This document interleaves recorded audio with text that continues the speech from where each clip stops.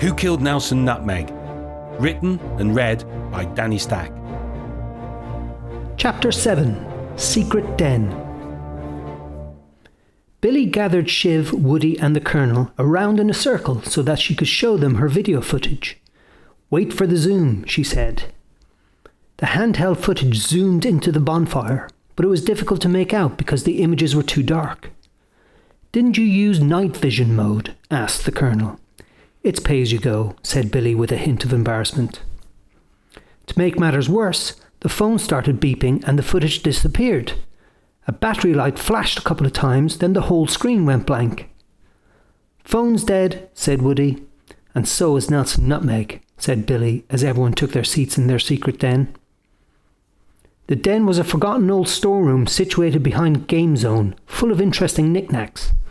Shiv sat on an old toilet, or his throne as he liked to call it, which everyone felt was very appropriate for him, given his tendency to fart all the time.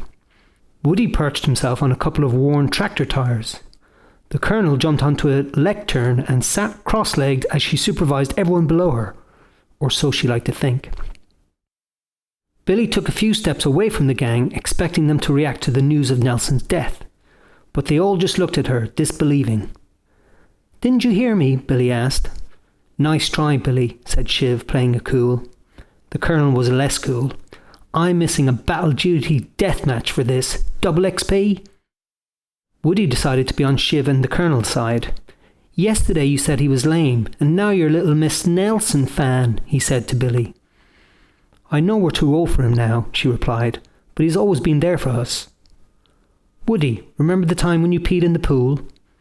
"It was lemon sherbets. I left them in my shorts." Everyone thought this was a feeble excuse, but it was true. Woody really had left lemon sherbets in his shorts, which made it look like he had peed in the pool. "Yeah, but Nelson pretended he did it, so the kids wouldn't laugh at you," said Billy. She turned her attention to the Colonel. "Remember the time when you ran away from the park?" "Hey, it was my first mission," the Colonel said in her defence, although she really had run away from Nelson's retreat and got lost by the bottom of the cliffs.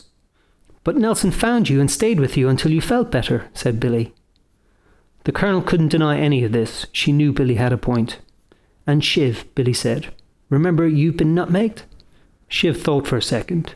He remembered the time Nelson Nutmeg held up a chocolate cake as if he was going to share it, but then he unexpectedly shoved the whole cake in Shiv's face. "I had chocolate chips coming out of my nose for a week," Shiv said. Then a big smile lit up his face. "Good times." "See, we all owe him," said Billy. There was a pause around the room as the gang thought about Nelson Nutmeg. Finally, the Colonel said, "We need more intel, proper evidence." "Show us where he was pushed," Shiv said. "Okay, but stay low. Remember, the killer's probably still in the camp," Billy replied. Shiv shrugged, Woody gulped, and the Colonel jumped down from her lectern. "Come on then," she said. "No squirrel gets left behind."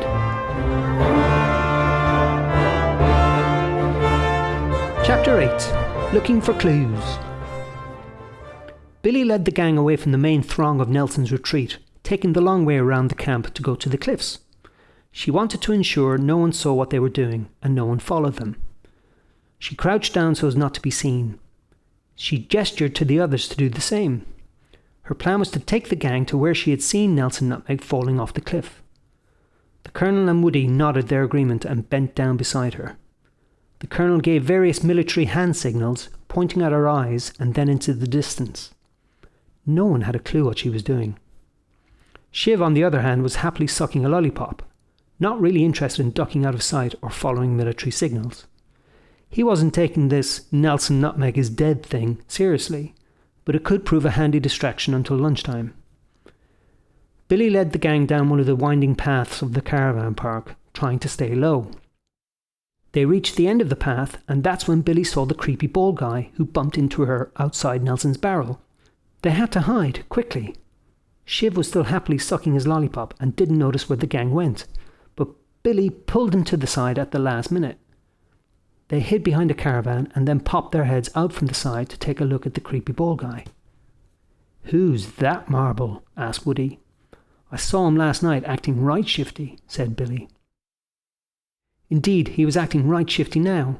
He was digging a large man-shaped hole and glancing around suspiciously. He stopped digging and stood up, sensing something. Had he spotted the gang? No, there was a big slug slurping its way across his bald head. He touched it, then lifted it in front of him. He sniffed the slug, thought about it for a second, then ate the slug in one bite.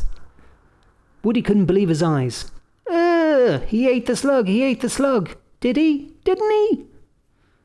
The gang didn't know who this creepy bald guy was, but from now on he would be known as Mr. Slug. But watching him eat the slug gave the gang mixed reactions. Actually, I'm feeling quite peckish, Shiv said and licked his lips. How much further, Billy? The Colonel was getting impatient too. Yeah, where's ground zero? Billy lifted her arm slowly and dramatically. She pointed to a specific part of the cliffs. There. They snuck away from Mr. Slug and made their way to the top of the cliff. However, when they got there, they couldn't see very much, except for Woody's kite, which was stuck halfway down the cliff. There wasn't any real evidence that anyone had been pushed from this point or that a murder had taken place.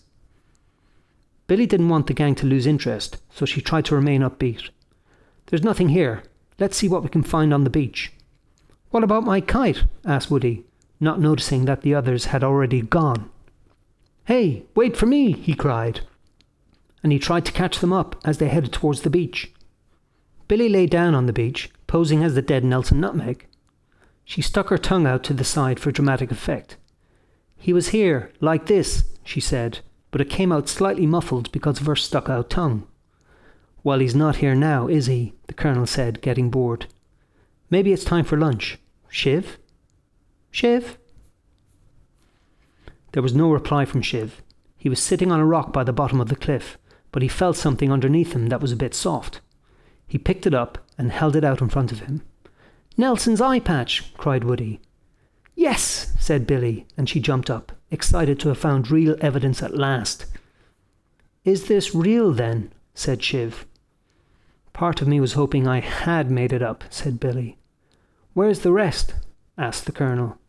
Yeah, where's the squirrel barbecue? Said Shiv, who was now intrigued, but still not taking Nelson's death seriously. Billy narrowed her eyes and whispered, Over the fence.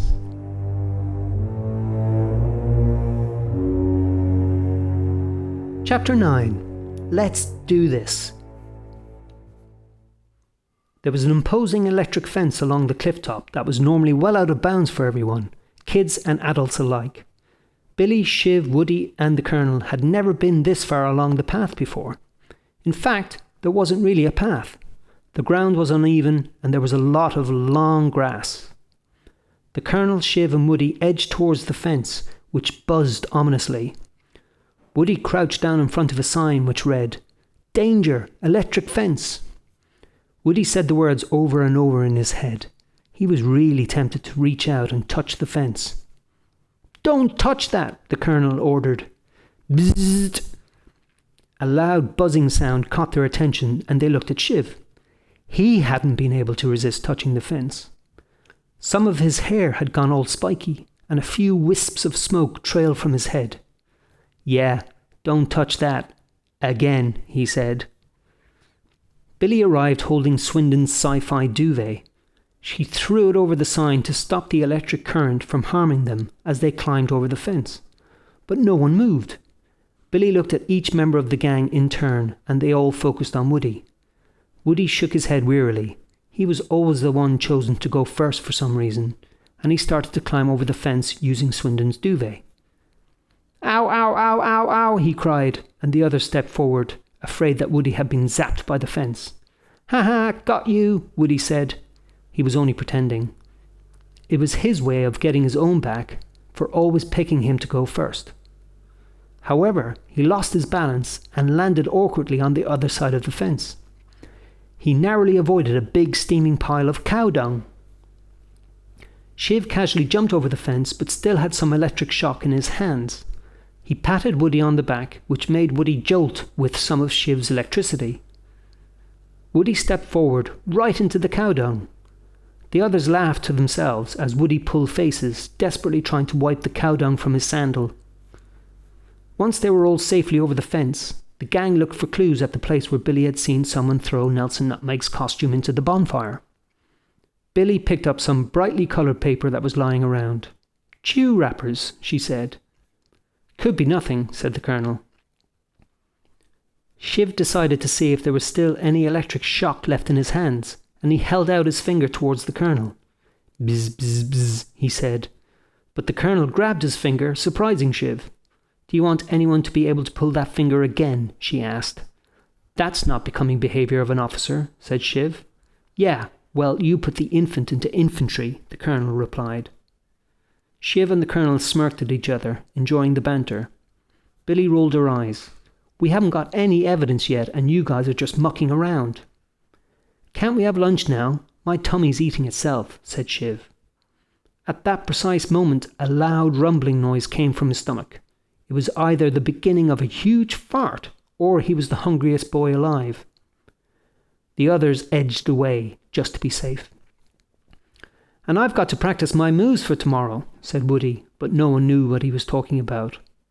"My chess moves. They call me the Lethal Bishop. I'm all about the diagonals." Billy wanted them to focus on the task at hand. "Don't you get it? Someone may have been burnt. Murdered," she said. "Murdered," said Woody. "Exactly," said Billy. "Something terrible has happened. Are you in or not?" "Let's do this," said Shiv. No one had expected Shiv to be the one to show interest, especially Billy. Still, she was pleased he was taking this seriously, so she held out her hand to shake on it. Shiv held out his hand too, but then he took it away. "It's got to be a squirrel shake. For Nelson." That made sense, although doing a squirrel shake on top of the cliff felt a bit weird. Billy and Shiv outstretched their hands, waved them in front of their noses, then jumped around and wiggled their bottoms. Woody and the Colonel giggled, enjoying the show. Swindon was trudging up the path behind him, holding a special aerial to track any UFO activity in the area. "What are you jokers up to?" he said, not realising he looked fairly stupid himself holding the aerial, wearing a long coat and a flappy hat in the middle of summer. "We're going to find out who killed Nelson Nutmeg," Woody said. But Swindon sighed. "Not you as well," he said, but he could see that the gang looked determined. "What have you found?" Billy showed Swindon her video footage and the chew wrappers she'd found by the bonfire. Shiv held up Nelson's eye patch. Swindon didn't seem very impressed. "Is that it?" he said. "It's a start," said Billy, fed up with being ridiculed by her brother. "You know, he was probably abducted," started Swindon, but he could see the displeasure in Billy's face when he said this, and she ignored him. "OK, what's the first course of action?" the Colonel asked. If Shiv was interested in the investigation, she decided she was interested too. "I thought you would have an idea, seeing as you're the Colonel," said Billy. "It's your mission, I follow your orders," the Colonel replied. "OK," Billy said, desperately trying to think of something. "I say we tell the owners." Everyone groaned at this idea. Billy reacted quickly to their disapproval.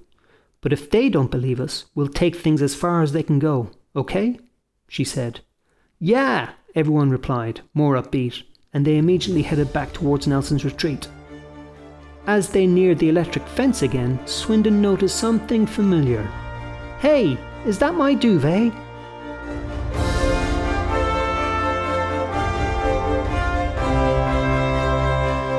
You've been listening to Who Killed Nelson Nutmeg.